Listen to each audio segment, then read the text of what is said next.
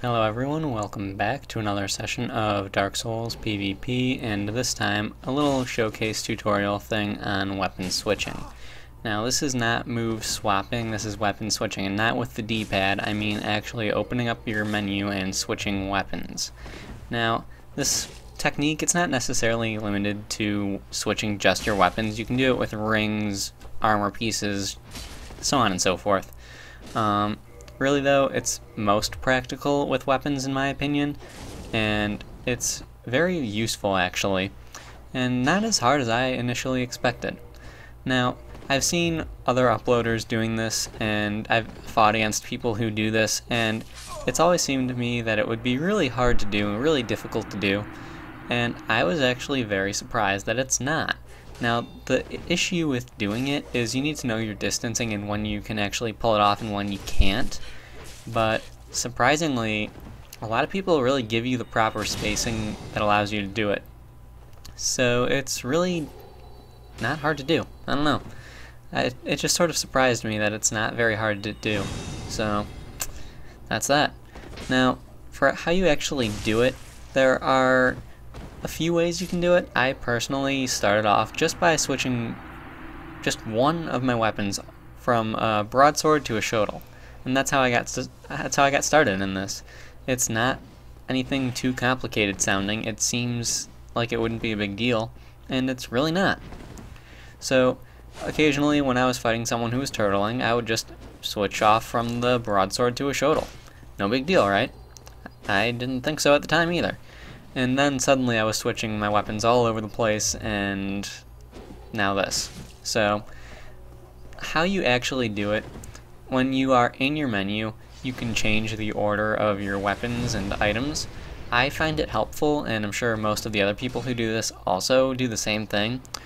I find it helpful if you switch all of the weapons you're going to be switching between into the same general area of the menu. Now what I mean by that is have them near each other, like one above, one below, and you can start off by doing it that way. So when you go into your menu, with your first right hand slot, have, say, a broadsword like I do, claymore, and I don't know, a gold tracer, I don't know. Just 3 weapons, 3 different classes that you can switch between easily. And that adds a lot to what you can do in a match. I mean, the fact that you can switch between 3 weapons, it makes it very difficult for your opponent to tell what's going to be coming next. And the reason that's good is because, I mean, they won't be expecting it. They won't know what to do in most cases.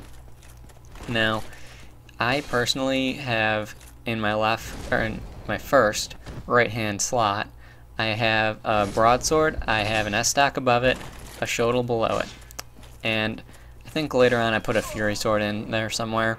I think it's all the way at the top. Yeah. Now in the second right hand slot, I keep wanting to call them the left and the right hand, but they're not. In the second right hand slot, I have a claymore, a Zweihander, a life hunt scythe, and a halberd. Now, just weapons all of different classes. They're all over the place. Lots of different movesets, and it really adds a lot of variety to the mix. Now, what I find helpful to do when I'm switching between weapons is when a person is a certain distance away from me, I will go into the menu and I'll go one above or one below in either slot. And it's usually the opposite slot of the one that I have currently equipped. So, say right now I've got the broadsword equipped, I would switch off my right-handed slot with a claymore to a Zweihander, or something like that. So, speaking of a Zweihander, I would do something like that. So, that's an example of how that could be useful. Let's see, my phone was going off. Nothing important. So, where was I? Reasons or ways that weapon switching could be useful. Say you've got a person who's turtling a lot, just pull out a shotel. Say you've got a person who has a weapon that's got a medium reach, pull out a halberd, it's got longer reach. You can really just completely mess with people. That's really why this is so useful. It's really good in situations where people, I mean, they just won't expect it. especially if you switch the weapon that is in the slot you're not currently using, because say, I've actually done this a few times, I've been using a broadsword, I'll be using it, I'll attack them, I'll walk away, switch off to my other weapon, have it be, I don't know, a claymore or whatever, and then switch back, menu switch in between though. I'm not really describing this well, am I? I'd be using a broadsword, I would switch off to the claymore, I would menu switch the broadsword to an S-stock, and walk away. Just completely walk away from them, unlock, walk away. Switch off back to the S-stock in my hands, go for an R2, and suddenly turn around and be poking at them instead of slashing. People won't expect it. It just gets them a lot of the time. In a lot of cases, they just won't expect it. That's really why this is useful. Aside from the fact it looks kinda cool when you're doing it, and gives a very satisfying feeling when you end up winning some fights with doing it, it's just good at confusing people. That's really all that this is practical for. So, really, it's helpful if you are familiar with a lot of different movesets and a lot of different weapons. You have to sort of mentally prepare yourself, I guess, for switching from one moveset to another. And it's not too difficult to do, but juggling them can get a little bit confusing at times. I have, on occasion, gotten mixed up with that myself, and it doesn't end well when you do that, let me just tell you that right now. Another thing that doesn't end well, if your opponent is really just too close when you try to switch, you'll end up getting backstabbed, you'll end up getting a lot of damage done to you, you'll end up getting stun-locked or killed, or any of the above, all of the above, they're all possible.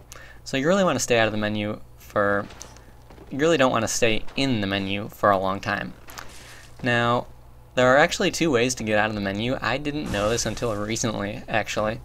Now, the way I'm doing it throughout this video is I'm actually hitting B twice after I put my weapon on, but if you actually hit the start button, that will just take you right out of the menu after you put the weapon on. I did not know that. That would have saved me so many times. I would have not gotten killed so many times, but I actually prefer to hit B twice. Now, I don't know why that is. I don't care to figure out why that is. It just seems more comfortable and less awkward for me to do.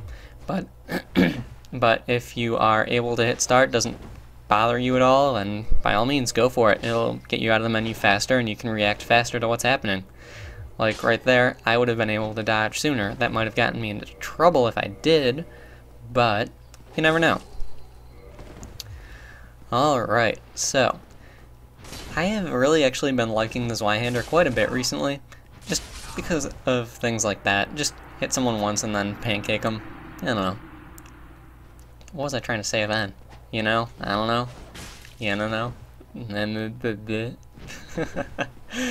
Oh man. I am losing my ability to talk. I don't know what's wrong with me.